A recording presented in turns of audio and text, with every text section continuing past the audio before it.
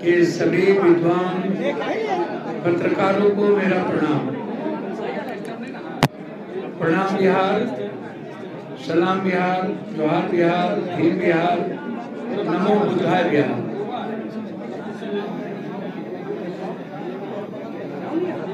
मैं सबसे पहले यह बता दूं कि आज 2.5 महीने के लगभग चुनाव जीतने के बाद बिहार के सभी सीनियर साथियों की बैठक थी कि हमें इंडिया गठबंधन, खास तौर पर कांग्रेस की विचारधारा के साथ पैसेंस रखते हुए जो महाराष्ट्र, जम्मू कश्मीर, झारखंड और हरियाणा का जो चुनाव है नवंबर के पहले, हम लोग कांग्रेस के विचारधारा के साथ झारखंड में कांग्रेस और हेमंत जी के साथ हम लोग खड़े रहेंगे। देश में जो आज लड़ाई है और उसमें जो राहुल गांधी जी की भूमिका है, उसमें सबसे पहली लड़ाई है आरक्षण, ST SC का creamy layer, Agniveer, examination, lateral, और 14 के बाद से लेकर अभी तक लगातार युवाओं के साथ खिलवाड़, उनके रोजगार के साथ, उनके नौकरी के साथ, EBC, OBC, ST SC के आरक्षण के साथ। पहला, जब जम्मू कश्मीर पर सवाल उठाते हैं हमारे गृह मंत्री जी, तो मेरा पहला 5 सवाल। पहला सवाल है कि किसान मरने के बाद आपने क्या किया? लगातार बिहार के 14 करोड़ जनता जो असुरक्षित है, अपराध और बलात्कार जैसी घटना, लगातार पक्ष और विपक्ष दोनों मुख दर्शक, और मेरा गुंडा गुंडा तेरा गुंडा महात्मा गांधी, सुभाष चंद्र बोस, ये जो मैं तुम की लड़ाई है सत्ता पक्ष और पक्ष की, इस जिम्मेदारी में पप्पू यादव और हमारे साथियों की जिम्मेदारी जो बढ़ी, आज इन मुद्दों को लेकर आरक्षण, ST SC, नौकरी को खत्म करना,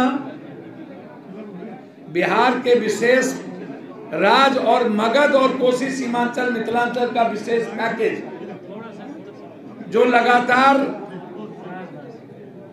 मेरे द्वारा 80 बार सदन में 13 क्वेश्चन, आजाद हिंदुस्तान में 40 सालों में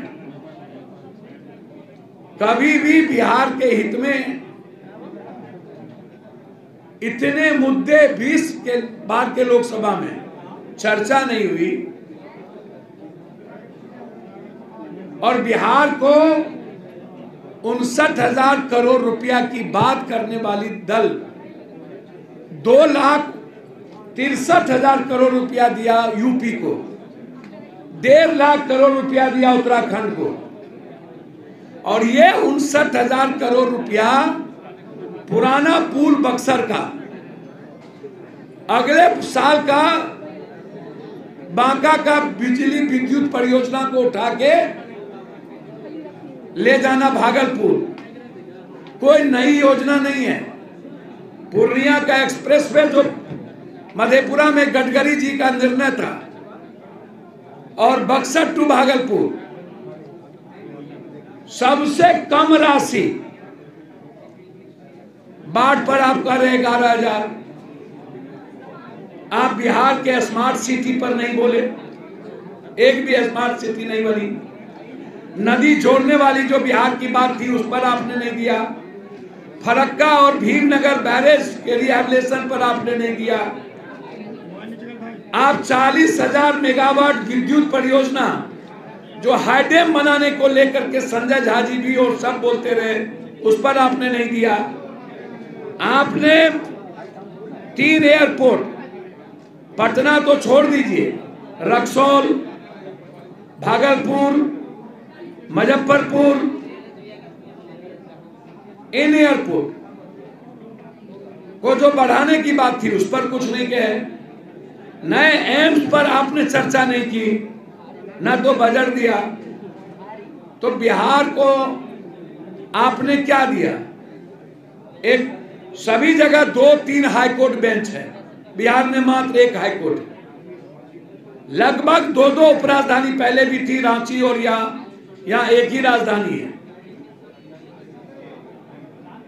तो बिहार को 59,000 करोड़ रुपया, आप तो मेरा जीएसटी भी नहीं दिए, विशेष राज भी नहीं दिए, विशेष पैकेज भी नहीं दिए, हमारे टैक्स का पैसा भी नहीं दिए। ये 59,000 करोड़ रुपया तो मेरी रॉयल्टी है, इसमें कौन सा बरबोलापन और बधाई। इसीलिए लगातार हम बिहार के विशेष राज और विशेष पैकेज,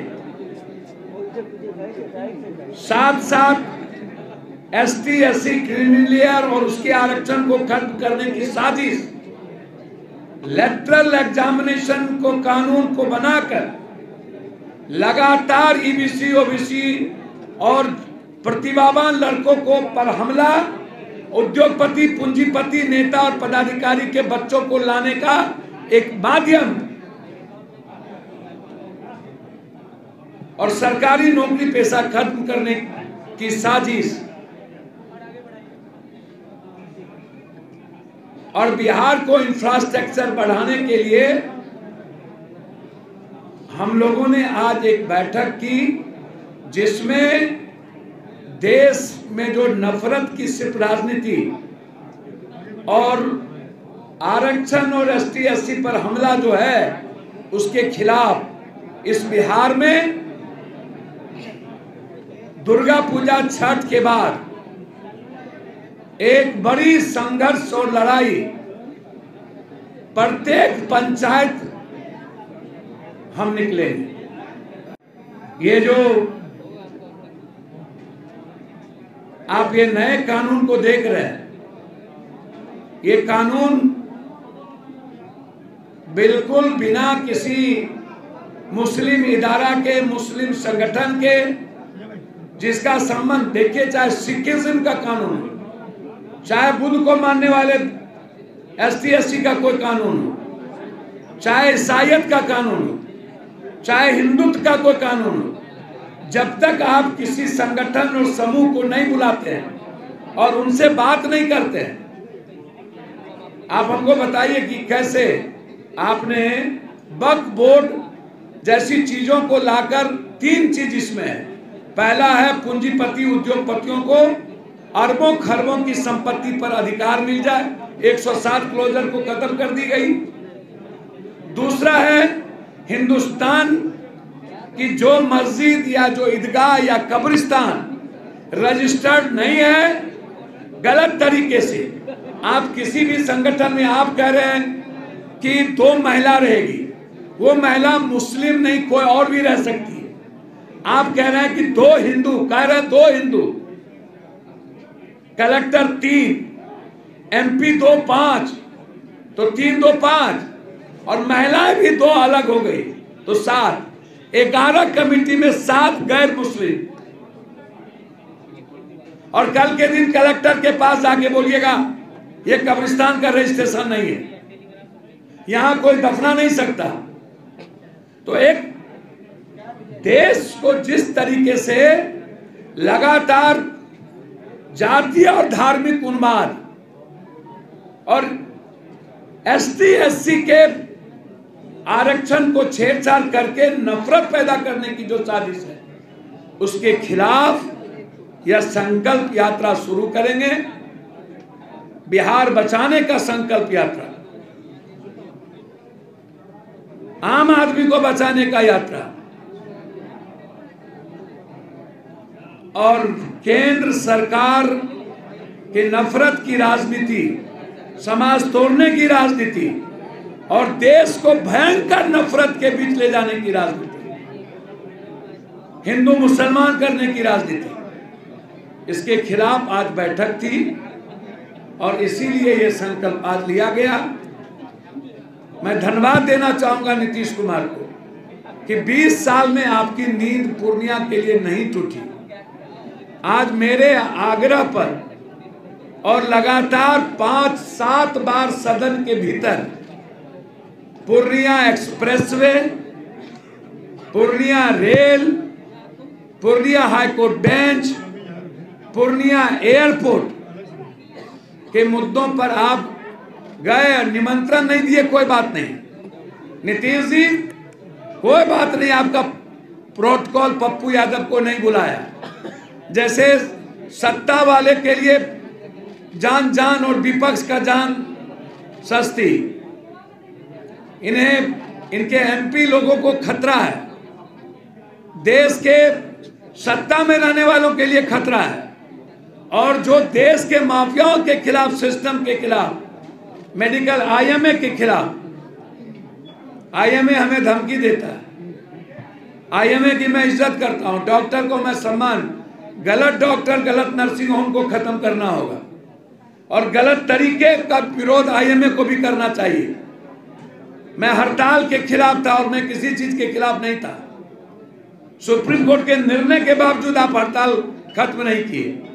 सुप्रीम कोर्ट ने सो मोटो नोटिस लिया, सीबीआई इंक्वायरी हो गई, तब भी आप हड़ताल में रहे। 18 जानें ले ली गई।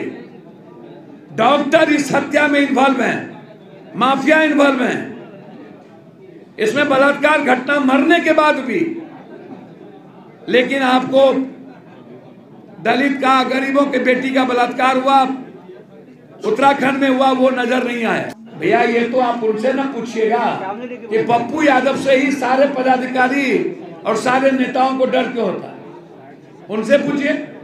हम नीतीश कुमार को सम्मान देते हैं, उन्होंने मेरे पूर्णिया में मेरे भावनाओं के अनुकूल और जो मुद्दा मैंने मंत्रालय और सदन में उठाया, आज हमारी जीत पूर्णिया के जनता की जीत है कि नीतीश कुमार 20 साल के बाद सिर्फ पूर्णिया के समीक्षा के लिए गए। और दूसरी बात, राहुल गांधी जी, कांग्रेस ने समझौता किया, आप बीजेपी बिहा किए थे मुफ्ती मोहम्मद से कि लव अफेयर किए थे, कि लव मैरिज था, वो क्या थे? इन्होंने तो विचारधारा के साथ बात की कांग्रेस। राहुल गांधी चाहे ओबीसी का मामला हो, जाति जनगणना का मामला हो, नीट्स का मामला हो, अग्निवीर का मामला हो या देश बचाने का मामला हो, वो विचारधारा पकड़ते हैं। बीजेपी हमेशा सत्ता के लिए करती है और नफरत के लिए करती है, और एक के साथ उन्होंने तो गुलाम नबी आजाद को भी तोड़ा था।